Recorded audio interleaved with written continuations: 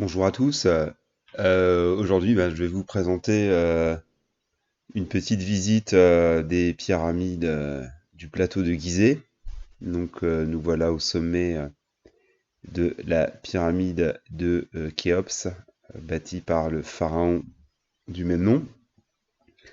On voit en arrière-plan le phare d'Alexandrie et puis sur notre gauche le delta du Nil. Donc, il faut voir que le plateau de Gizeh comporte trois grandes pyramides, donc Khéops, derrière nous la pyramide de Képhren, et on ne la voit pas pour l'instant, la plus petite, celle de Mykérinos.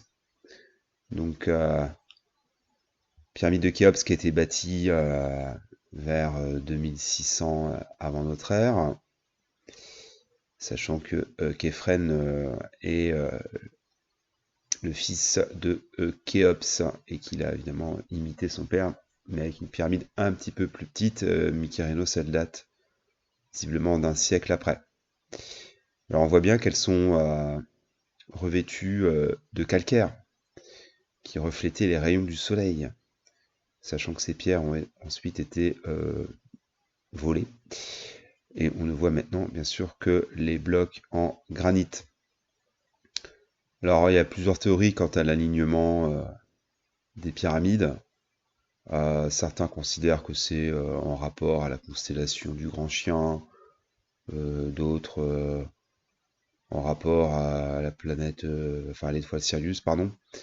Plus prosaïquement, certains chercheurs considèrent que c'est plutôt lié au fait que les pyramides en fait sont bâties directement au-dessus des carrières de pierre. Une explication des plus pragmatiques. Alors, ce qu'on peut voir aussi là au pied des pyramides, c'est ce qu'on appelle des mastabas. C'est des petites nécropoles anciennes, des dynasties, on va dire archaïques, et puis ça deviendra ensuite des nécropoles pour les hauts dignitaires. C'est ce qu'on peut voir là en dessous du faucon. Donc là, on se dirige vers le Sphinx. Donc, qui en fait est une tête de femme qui est dans un corps de lion. Sachant qu'on voit bien qu'il était peint.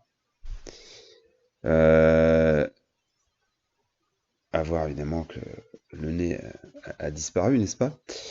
Et on pense que le sphinx en fait a été taillé directement dans la montagne en fait, que le grand bloc qui forme le corps en fait a été taillé à même la montagne.